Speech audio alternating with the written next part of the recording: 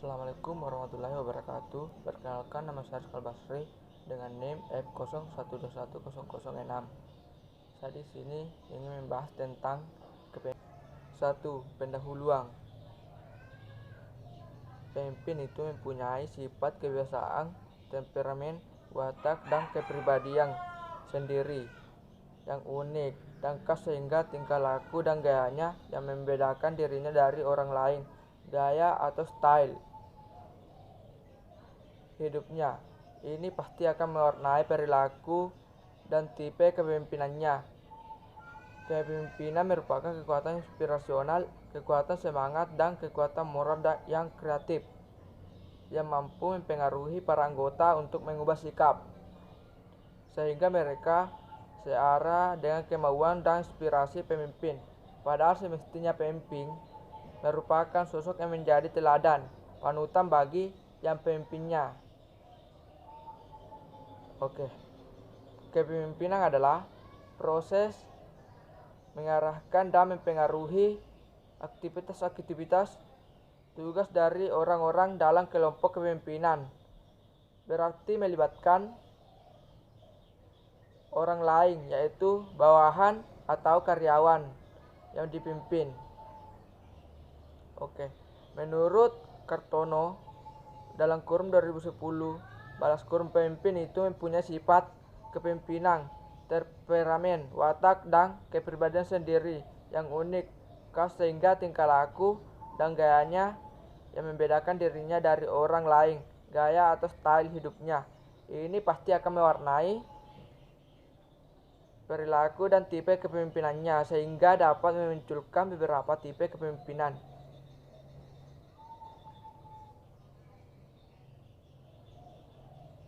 1.2 Rumusan masalah.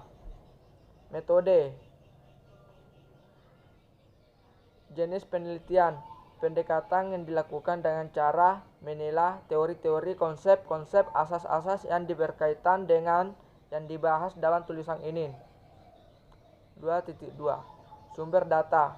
Bahan hukum yang diperoleh dari data sekunder, yaitu bersumber dari penelitian perpustakaan.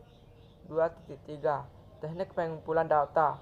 Teknik yang digunakan dalam penelitian ini adalah teknik studi dokumen, yaitu data yang diperoleh dari kepustakaan yang relevan.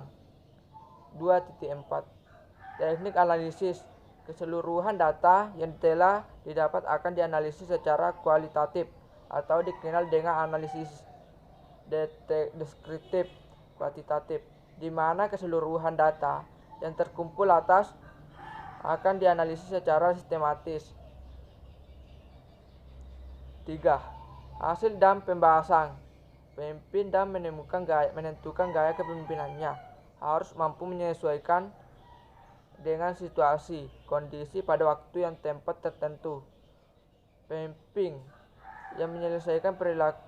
Pemimpin yang berhasil adalah mereka yang bisa menyelesaikan perilaku dirinya sesuai dengan tuntutan dari keunikan lingkungannya. Kepemimpinan yang efektif atau tidak efektif itu sangat tergantung akan gaya perilaku yang sesuai dengan situasi tertentu.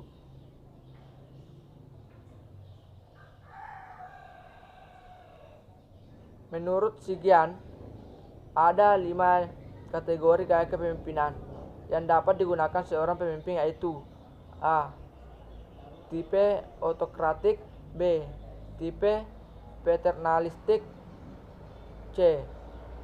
Tipe karismatik. D. Tipe laissez-faire. E. Tipe demokratif.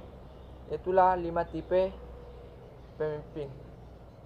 Menurut Kwasdi dalam Winardi, bahwa gaya kepemimpinan yang kurang pas atau kurang cocok dilaksanakan kepemimpinan pada pegawainya dapat menurunkan motivasi, kinerja, dan akhirnya kepuasan kerja.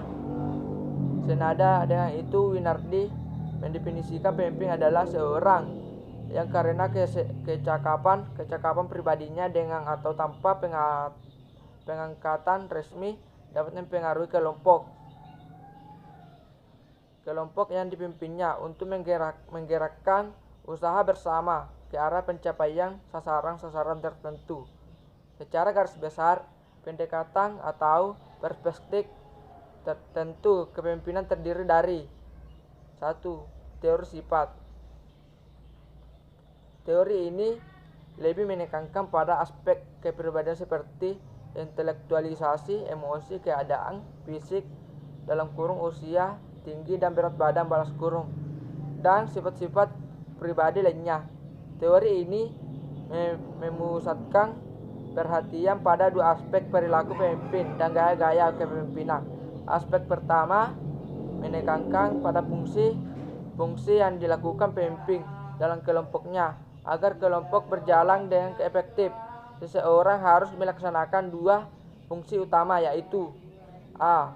Fungsi-fungsi yang berhubungan dengan tugas atau pemecahan masalah yang menyangkut pemberian saran, penyelesaian informasi, dan pendapat. B. Fungsi-fungsi pemeliharaan kelompok atau sosial, mencakup segala sesuatu yang dapat membantu kelompok berjalan lebih lancar. Persetujuan dengan kelompok lain, penegahan perbedaan pendapat, dan sebagainya. Aspek-aspek kedua pendekatan perilaku kepemimpinan memusatkan pada gaya pemimpin dalam hubungannya dengan bawahan. 2. Teori situasional.